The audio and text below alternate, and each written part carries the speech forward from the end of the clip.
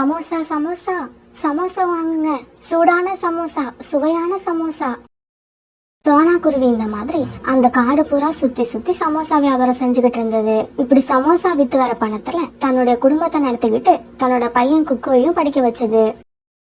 இப்படி சமோசா வித்துக்கிட்டு இருந்த சோனா குருவி பறவைகள் மரம் வெட்டிக்கிட்டு இருந்த இடத்துக்கு போச்சு. சோனா குருவி சமோசா எடுத்துட்டு வரத பார்த்ததும் மரம் வெட்டிக்கிட்டு இருந்த எல்லா பறவைகளும் சோனா குருவி கிட்ட வந்தாங்க. சோனா, நேரம் ஆயிடுச்சு, அதனால நீ இன்னைக்கு வரமாட்டியோன்னு நினைச்சோம். நல்ல வேளை நீ வந்துட்ட. இப்படி சொன்ன பறவைகள் எல்லாம் சோனா குருவி கிட்ட சமோசா வாங்கி சாப்பிட்டாங்க. சோனா, நானும் எங்கெங்கயோ சமோசா வாங்கி சாப்பிட்டு பார்த்திருக்கேன். நீ விக்கிற சமோசா மாதிரி எந்த சமோசாவும் ருசியே இல்ல. சோனா குருவி கிட்ட இருந்து சமோசா வாங்கி சாப்பிட்ட பறவைகள் எல்லாரும் பிறகு அதுக்கான பணத்தை கொடுத்தாங்க. சோனா, நீ உன் பையன் குக்குவை நகரத்துக்கு படிக்க அனுப்ப போறதா கேள்விப்பட்டேன். அது உண்மையா? ஆமா புராணா, இது என்னோட நீண்ட நாள் கனவு. இதுக்காக நான் ரொம்பவும் கஷ்டப்பட்டு பணம் சேர்த்தேன். அம்மா, நான் நகரத்துக்கு போயிட்டேன்னா என்ன பார்க்காம உங்களால இருக்க முடியுமா? நான் அங்க போறத நினைச்சு நீங்க மனசு கஷ்டப்படுறீங்களா? குக்கு, உன்னை பார்க்காம இருக்க போறத நினைச்சா கஷ்டமா தான் இருக்கு. இருந்தாலும் என்னோட குக்கு நகரத்துல போய் படிச்சுட்டு நல்ல அறிவுள்ள பறவையா திரும்பி வர போறான்னு நினைச்சா அந்த கஷ்டம் எல்லாம் பறந்து போயிடுது. நீ நகரத்துல போய் படிக்க போற இந்த நாளுக்காக நான் இவ்வளவு நாள் காத்துக்கிட்டு இருந்தேன் தெரியுமா? குக்கு, நீ உனக்கு தேவையான துணிமணிகளை பேக்ல எடுத்து வச்சு நகரத்துக்கு கிளம்புறதுக்கு தயாரா இரு. நான் பேங்க்குக்கு போய் நீ காலேஜ்ல கட்ட தேவையான பணத்தை எடுத்துட்டு வந்துடுறேன். அப்பதான் நாளைக்கு காலையில நீ சீக்கிரமாவே நகரத்துக்கு கிளம்ப முடியும். அம்மா, குக்குவோட அம்மா சோனா ஆண்டி குக்குவை நகரத்துக்கு அனுப்பி படிக்க வைக்க தேவையான பணத்தை தயார் பண்ணிட்டாங்களாம். இன்னைக்கு பேங்க்ல போய் அந்த பணத்தை எடுக்க போறாங்க. ஆனா நீங்க 2 பேரும் என்னடான்னா பணத்தை பத்தி கொஞ்சம் கூட கவலை இல்லாம நிக்கிறீங்க. காலுஜி, நம்ம பையன் ஜக்கு சொல்றது உங்க காதுல விழுதா இல்லையா? சோனா குருவியோட பையன் குக்கு படிக்கிறதுக்காக நகரத்துக்கு போறானா. நாம எப்படியாவது நம்ம பையனையும் அனுப்பி வைக்கலன்னா காலம் பூரா நம்மள மாதிரியே திருட்டு தொழில தான் பாத்துக்கிட்டு இருப்பான்.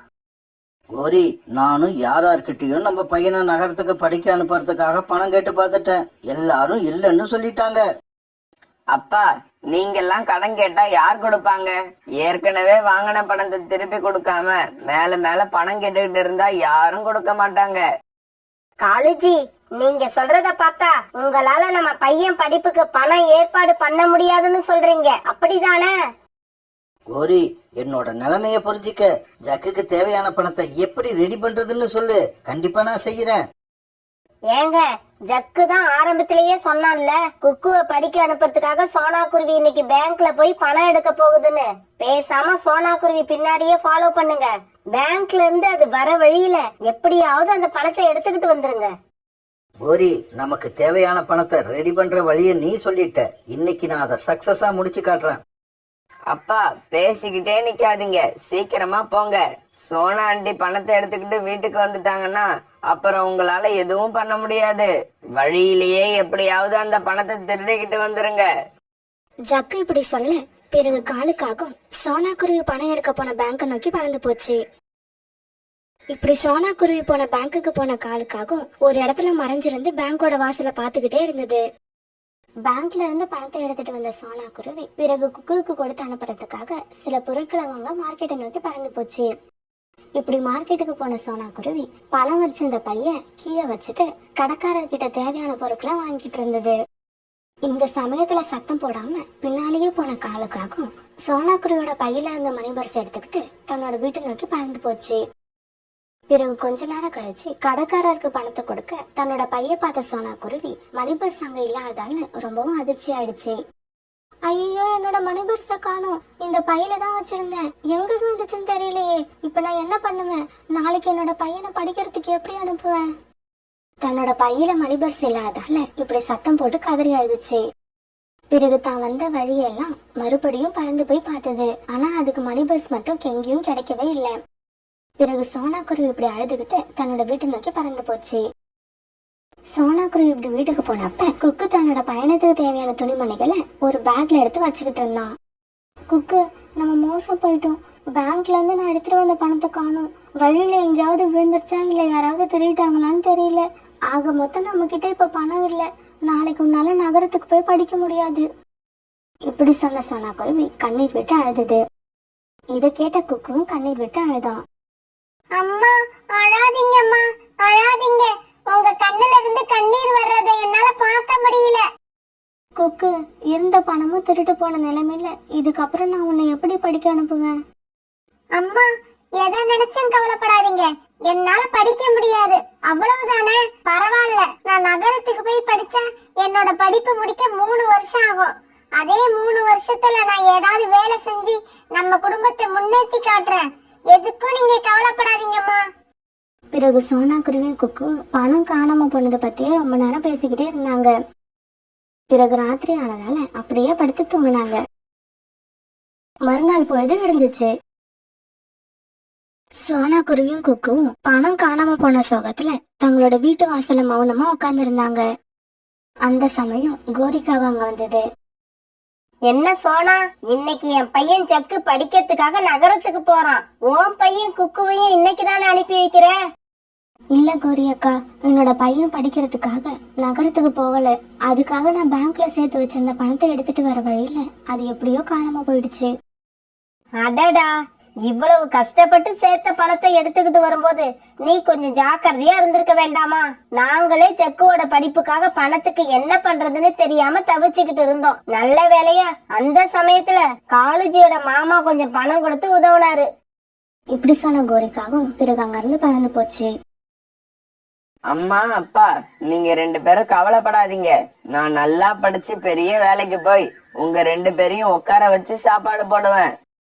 ஜக்கு, இப்படி எங்க கிட்ட சொல்லிட்டு நகரத்துக்கு போய் அப்புறம் எங்களை மறந்துடாதடா. அம்மா, உங்களையும் அப்பாவையும் எப்படிம்மா மறக்க முடியும்? என்னோட படிப்புக்காக அப்பா எவ்வளவு கஷ்டப்பட்டு இந்த பணத்தை திருடிக்கிட்டு வந்தாங்கன்னு எனக்கு தெரியும். அதை என்னால மறக்கவே முடியாது. ஜக்கு, நேரமாச்சு, நீ சீக்கிரம் கிளம்பு.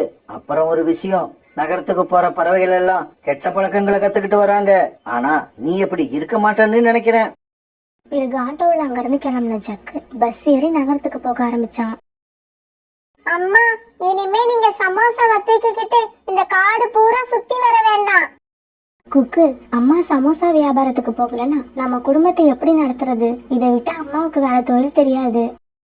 அம்மா, இதுக்கப்புறம் நான் சும்மா இருக்க விரும்பல. நம்ம காட்டுல உள்ள அருவிக்கரையில நாம ஒரு கடை போடுவோம். அந்த கடையில நீங்க சமோசா வியாபாரம் பாருங்க, நான் டீ வியாபாரம் பண்றேன். குக்கு, உன்னை எப்படி எப்படியோ படிக்க வைக்கணும்னு நினைச்சேனே, ஆனா கடைசியில உன்னோட நிலைமை இப்படி ஆயிடுச்சு. அம்மா, இப்ப பணம் இருந்தாதான் படிக்கலாங்கிற நிலைமை உண்டாயிடுச்சு. நம்ம கிட்ட பணம் இல்லையே, அதனால படிக்க முடியலையேன்னு நினைச்சு வருத்தப்படுறதை விட ஏதாவது தொழில் செஞ்சு பணத்தை சம்பாதிக்க நினைக்கிறது தான் புத்திசாலித்தனம்னு எனக்கு தோணுது. பிறகு சோனா குருவியும் குக்குவும் சேர்ந்து அருவிக்கரையில சின்னதா ஒரு கடை ஆரம்பிச்சாங்க. அந்த கடையில சோனா சமோசா வியாபாரம் பண்ண, குக்கு டீ தயார் பண்ணி விற்க ஆரம்பிச்சான். இப்படியே சில நாட்கள் நகர்ந்துச்சு. ஒரு நாள் அந்த கடைக்கு கோரிக்காக வந்தது. என்ன சோனா, பையனை படிக்க வைக்க நகரத்துக்கு அனுப்புவேன்னு சொல்லிட்டு இருந்த, இப்ப என்னடானா உன் பையன் டீ வித்துக்கிட்டு இருக்கான்? கோரி இப்படி கேட்ட உடனே சோனா குருவியோட கண்கள் கலங்கிடுச்சு. கோரி அக்கா, என் பையன் டீ விக்கிறத பார்த்தா எனக்கு கஷ்டமா தான் இருக்கு. என்ன பண்றது? நாங்க கொடுத்து வச்சது அவ்வளவுதான். சோனா, நீ எல்லாம் முதல்ல உன் பையனை படிக்க வைக்க நினைக்கிறதே தப்பு. அதெல்லாம் பணம் உள்ளவங்க பண்ணக்கூடிய காரியம். நீ அதுக்கு ஆசைப்படலாமா? கோரி ஆண்டி, இதுக்கு மேல இங்க நின்னு இந்த மாதிரி ஏதாவது பேசி எங்க அம்மாவை அழ வச்சுக்கிட்டு இருந்தீங்கன்னா சுட சுட இருக்கிற டீயை பிடிச்சு உங்க முகத்துல ஊத்திடுவேன். போங்க இங்க இருந்து. என்ன குக்குவுக்கு இவ்வளவு கோபம் வருது? ரொம்ப கோபத்துல இருக்கான் போல இருக்கு. சொன்ன மாதிரி சூடான டீய முகத்துல ஊத்தனாலும் ஊத்திடுவான். நாம சீக்கிரம் இங்க இருந்து கிளம்பிடுவோம். இப்படி நினைச்ச கோரி உடனே அங்க இருந்து பறந்து போயிடுச்சு. அம்மா, பாத்தீங்களா? நீங்க தனியா சமோசா மட்டும் வித்துக்கிட்டு இருக்கிறப்ப ஒரு நாளைக்கு 100 இல்லைன்னா 150 ரூபாய் தான் நமக்கு லாபம் வரும். இப்ப கடை போட்டு டீயும் சேர்த்து வியாபாரம் பண்ண ஆரம்பிச்ச உடனே ஒரு நாளைக்கு 500 ரூபாய்க்கு மேல லாபம் வருது. ஆமா குக்கு, நீ சொல்றது உண்மைதான். இதே மாதிரி நம்ம இன்னும் கொஞ்சம் கஷ்டப்பட்டா நீ படிச்சு வேலைக்கு போய் சம்பாதிக்கிற பணத்தை நாம இந்த தொழிலே சம்பாதிக்கலாம்னு நினைக்கிறேன். செக்கு, நான் சொன்னது ஞாபகம் இருக்கா? அடுத்த வாரம் நம்ம சிட்டில பெரிய எக்ஸிபிஷன் போட போறாங்க. அதுக்கு நாம 2 பேரும் போக நிறைய பணம் செலவாகும். நீ எப்படியாவது பணத்தை இப்பவே ரெடி பண்ணி வச்சுக்க. பிங்கி, என்கிட்ட அந்த அளவுக்கு பணம் கிடையாது. இருந்த பணம் எல்லாம் செலவாயிடுச்சு. ஜக்கு, இதுக்கு ஏன் நீ கவலைப்படுற? உங்க அம்மாவுக்கு ஒரு முக்கியமான புத்தகம் வாங்கணும், அதுக்கு பணம் தேவைப்படுதுன்னு லெட்டர் எழுது. பிங்கி, நீ சொல்ற மாதிரி லெட்டர் எழுதலாம். இருந்தாலும் எங்க அம்மா அப்பா கிட்ட பணம் இருக்காது. ஏன்னா அவங்களோட நிலைமை எனக்கு நல்லா தெரியும்.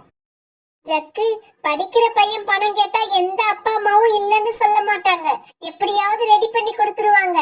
நான் சொன்ன மாதிரி நீ லெட்டர் எழுது. பணம் வருதா இல்லையான்னு அப்புறம் பாரு. அம்மா, நான் படிக்கிறதுக்காக முக்கியமான புத்தகம் ஒண்ணு வாங்க வேண்டி இருக்கு. அதோட விலை 2000 ரூபாய். எப்படியாவது எனக்கு அந்த பணத்தை சீக்கிரமா அனுப்பி விடுங்க. லெட்டரை படிச்ச கோவிக்காகவும் தன்னோட கணவர் அவசரமா எழுப்ப ஆரம்பிச்சது. என்னங்க காலேஜி, சீக்கிரமா எந்திரிங்க. நம்ம பையனுக்கு ஒரு முக்கியமான புத்தகம் வாங்கணுமா, அதுக்காக 2000 ரூபாய் பணம் கேட்டு லெட்டர் போட்டிருக்கான். இப்ப நம்ம என்ன பண்றது?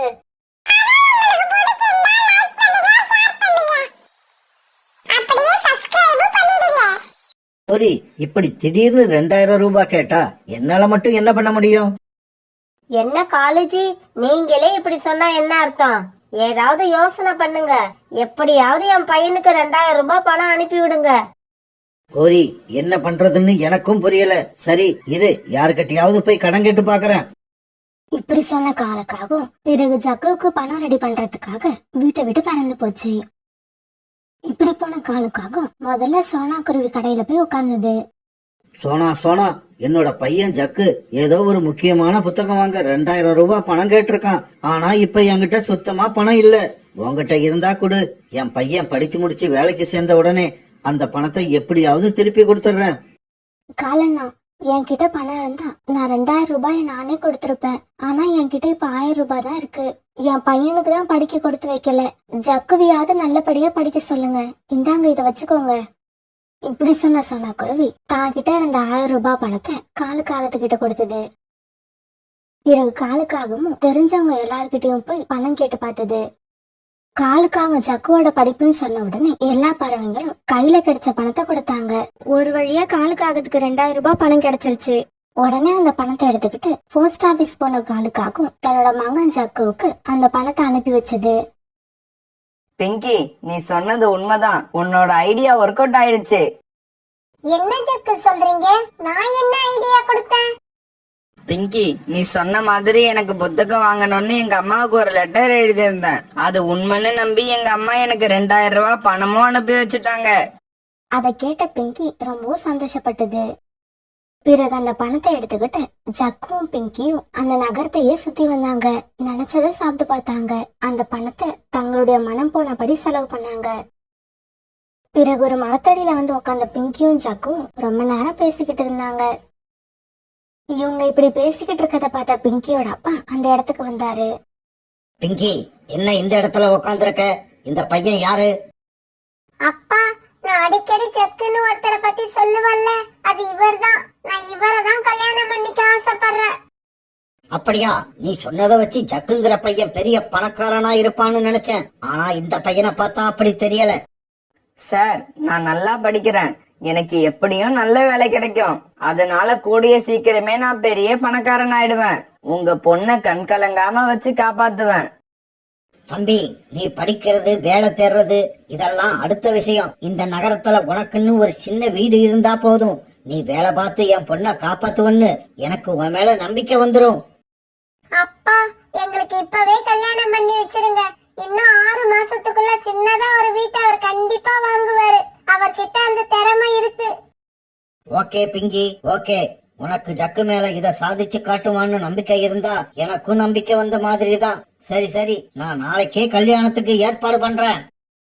இப்படி சொன்ன பிங்கியோட அப்பா உடனே கல்யாணத்துக்கு ஏற்பாடு பண்ணாரு. கொஞ்ச நாள்லயே ஜக்குவுக்கும் பிங்கிக்கும் ரொம்பவும் ஜோரா கல்யாணம் நடந்தது. கோரி, என்ன ஜக்கு கிட்ட இருந்து கொஞ்ச நாளா கடிதமே வரல? அவனா கடிதம் எழுதாட்டி கூட பரவாயில்லங்க. நான் போட்ட 2 கடிதத்துக்கே அவன் பதில் போடல. இப்படியே சில மாசங்கள் நடந்துச்சு. பிங்கி, என்ன உன்னோட ஜக்கு 6 மாசத்துக்குள்ள ஒரு வீடு வாங்கணும்னு சொல்லி இருந்தனே, மறந்து போயிடுச்சா உனக்கு? இல்லப்பா, எனக்கு ஞாபகம் இருக்கு. இன்னும் 10 நாளுக்குள்ள எப்படியாவது அவரை நான் வீடு வாங்க வச்சிடறேன்ப்பா. சிங்கி, நீ அவனை 6 மாசத்துக்குள்ள வீடு வாங்க வைப்பன்னு சொன்னதாலதான் இந்த கல்யாணத்துக்கு நான் ஒத்துக்கிட்டேன். அத ஞாபகம் வச்சுக்க. ஜக்கு, நீங்க இன்னைக்கே ஊருக்கு கிளம்புறீங்க. போய் பணம் ரெடி பண்ணி எடுத்துக்கிட்டு வந்து இந்த சிட்டில சின்னதா ஒரு வீடு வாங்குறீங்க. பிங்கி, என்ன சொல்ற நீ? என்னமோ ஐஸ்கிரீம் வாங்குற மாதிரி ரொம்பவும் ஈஸியா சொல்ற. எங்க அப்பா பணத்தை திருடி என்ன படிக்க வச்சது என்னவோ உண்மைதான். அதுக்காக வீடு வாங்குற அளவுக்கெல்லாம் உங்களால பணத்தை திருட முடியாது. ஜக்கு, உங்க காட்டுல உங்க அம்மா அப்பா குடியிருக்கிற வீடு சொந்த வீடு தானே? ஆமா, சொந்த வீடுதான். ஆனா உங்க அப்பா இந்த சிட்டில எல்லாம் சொந்த வீடு வாங்கணும்னு சொல்றாரு. உடனே உங்க காட்டுக்கு கிளம்புங்க. அங்க உள்ள வீட்டை வித்துட்டு பணத்தை எடுத்துக்கிட்டு வாங்க. அந்த பணத்துக்கு ஏத்த மாதிரி நாம ஏதாவது சின்ன வீடா பார்த்து இந்த சிட்டில வாங்கிடலாம். என்னது, வீட்டை விக்கிறதா? அப்புறம் எங்க அம்மா அப்பா என்ன பண்ணுவாங்க? என்ன ஜக்கு இப்படி கேக்குறீங்க? அடுத்தவங்க பணத்தை திருடி பிழைப்பு நடத்துறவங்க எப்படி வேணாலும் சமாளிச்சுக்கிட்டு இருந்துருவாங்க. அவங்கள பத்தி நீங்க கவலைப்படாதீங்க. நான் சொன்னதை செய்யுங்க. இல்லன்னா இந்த சிட்டில நீங்க வீடு வாங்கறதுக்கு வேற வழியே இல்ல. சரி பிங்கி, இப்பவே ஊருக்கு கிளம்புறேன். நீ சொன்னபடியே செய்யறேன். பிறகு கொஞ்ச நேரம் பிங்கி சொன்னதை யோசிச்சு பார்த்த ஜக்குவோட மனசுக்கு அது சரின்னு படவே உடனே பஸ் ஏறி தன்னோட காட்டுக்கு போக ஆரம்பிச்சான். இப்படி தன்னோட வீட்டுக்கு போன ஜக்கு வீட்டுல அப்பாவோட போட்டோக்கு மாலை போட்டு இருந்ததை பார்த்த உடனே அதிர்ச்சி ஆயிட்டான். அம்மா, அப்பாவுக்கு என்ன ஆச்சு? போட்டோவுக்கு மாலை எல்லாம் போட்டிருக்கீங்க. ஜக்கு, என்னோட மகனே, 4 நாளைக்கு முன்னாடி ஒரு நாள் உங்க அப்பா வீட்டுக்கு திரும்பி வந்துகிட்டு இருந்தாரு. இருட்டுல சரியா கண்ணு தெரியாததால ஒரு மரத்துல மோதி கீழே விழுந்துட்டாரு. இப்படி விழுந்தவரு தலையில அடிபட்டு அந்த இடத்துலயே இறந்து போயிட்டாருடா. இப்படி சொல்லிட்டு கோரிக்காக அழ ஆரம்பிச்சது. அம்மா, அழாதீங்கம்மா, நான் இருக்கேன். நீங்க எதுக்கும் கவலைப்படாதீங்க. நான் இப்ப அப்பாவையும் உங்களையும் என் கூட அழைச்சுக்கிட்டு போகலான்னு தான் வந்தேன். பாவம், அப்பாவுக்கு தான் இப்படி ஆயிடுச்சு. நீங்க அதை நினைச்சு கவலைப்பட்டுக்கிட்டு இங்க தனியா இருந்து அழுதுகிட்டு இருக்க வேண்டாம். என் கூட வந்துருங்க. ஆமாண்டா ஜக்கு, நான் இங்க தனியா இருந்து என்ன பண்ண போறேன்? நானும் உன் கூடவே வந்துடுறேன். பாவம், உங்க அப்பாவுக்கு தான் நகரத்துல வந்து வாழ கொடுத்து வைக்கல. ஆனா ஜக்கு, ஒன்ன மாதிரி ஒரு பையனை பெத்ததை நினைச்சு நான் இப்ப ரொம்ப பெருமைப்படுறேன். அதெல்லாம் இருக்கட்டும்மா. நாம 2 பேரும் நகரத்துக்கு போயிட்டா இந்த வீட்டுல யாரு இருப்பாங்க? இந்த வீட்டுல நம்மளை விட்டா வேற யாருடா இருக்க முடியும்? இது நம்ம சொந்த வீடு. அதனால நாம இந்த வீட்டை விட்டுட்டு பணத்தை எடுத்துக்கிட்டு நகரத்துக்கு போயிடுவோம். அம்மாவோட வாயில இருந்து இந்த வார்த்தையை எதிர்பார்த்து காத்திருந்த ஜக்கு இப்ப ரொம்பவும் சந்தோஷமாயிட்டான். பிறகு அம்மா இப்படி சொன்ன உடனே ரொம்பவும் சந்தோஷப்பட்ட ஜக்கு தன்னோட வீட்டை அந்த காட்டுலயே பெரிய மரக்கடை வச்சிருக்க ஜம்ஜம் கிட்ட வேலை பேசி வித்துட்டான். பிறகு வீடு வித்த பணத்தை எடுத்துக்கிட்ட ஜக்கு அம்மாவை கூட்டுக்கிட்டு பஸ் ஏறதுக்காக பஸ் ஸ்டாண்டை நோக்கி ஆட்டோவோட போக ஆரம்பிச்சான். ஏதாவது பொய் சொல்லி அம்மாவை இங்கேயே இறக்கி விட்டாதான் நாம மட்டும் தனியா நகரத்துக்கு போக முடியும். இப்படி யோசிச்ச ஜக்கு அம்மா கோரிக்காகத்துக்கிட்ட இப்படி பேச ஆரம்பிச்சான். அம்மா, நாம 2 பேருக்கும் ரிசர்வ் பண்ணிருந்த பஸ் டிக்கெட்டை வீட்லயே வச்சுட்டு வந்துட்டேன். நீங்க இந்த மரத்துல உக்காந்துருங்க, நான் போய் உடனே எடுத்துக்கிட்டு வரேன். இப்படி சொன்ன ஜக்கு கோரிக்காகத்தை அங்கிருந்து மரத்து மேல உட்கார வச்சான். பிறகு ஆட்டோ அங்கிருந்து நகர்ந்து போச்சு. சார், நேரா பஸ் ஸ்டாண்டுக்கு போங்க. தம்பி, வழியில உங்க அம்மாவை இறக்கி விட்டுட்டு வந்துட்டீங்களே, அவங்கள கூப்பிட வேண்டாமா? சார், நான் சொன்னதை செய்யுங்க. அதிகமா எதுவும் பேச வேண்டாம். பிறகு பஸ் ஸ்டாண்டுக்கு போன ஜக்கு நகரத்துக்கு போற பஸ்ல ஏறினான். பஸ்ஸும் கிளம்பி நகரத்துக்கு போக ஆரம்பிச்சது. ஜக்குவ பஸ் ஸ்டாண்ட்ல இறக்கி விட்ட அந்த பறவை தான் வீட்டுக்கு போற வழியில சோனாவோட கடைக்கு போச்சு. சோனோ, கோரிக்காகத்தோட பையன் ஜக்கு தன்னோட அம்மாவை யாருமே இல்லாத ஒரு இடத்துல இறக்கி விட்டுட்டு நகரத்துக்கு கிளம்பி போயிட்டான். பாவம் கோரிக்காகம் தான் பையன் வருவான்னு நினைச்சு அந்த மரத்து மேலேயே உக்காந்துருக்கு. உனக்கு கோரிய தெரியும் தானே? அந்த பக்கம் போனீங்கன்னா கோரிக்காகத்தோட பையன் கோரிக்காகத்தை ஏமாத்திட்டு நகரத்துக்கு போன விஷயத்த சொல்லிடு. நான் கொஞ்சம் அவசர வேலையா பக்கத்து காட்டுக்கு போறேன். அதனாலதான் உன்கிட்ட சொல்ல சொல்றேன்.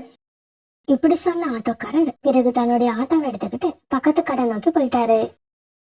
இந்த விஷயத்தை கேள்விப்பட்ட சோனா குருவி உடனே கோரிக்காகத்தை பார்க்க கிளம்பி போச்சு. கோரி அக்கா, நீங்க கிளம்பி என் கூட வாங்க, என் வீட்டுக்கு போகலாம்.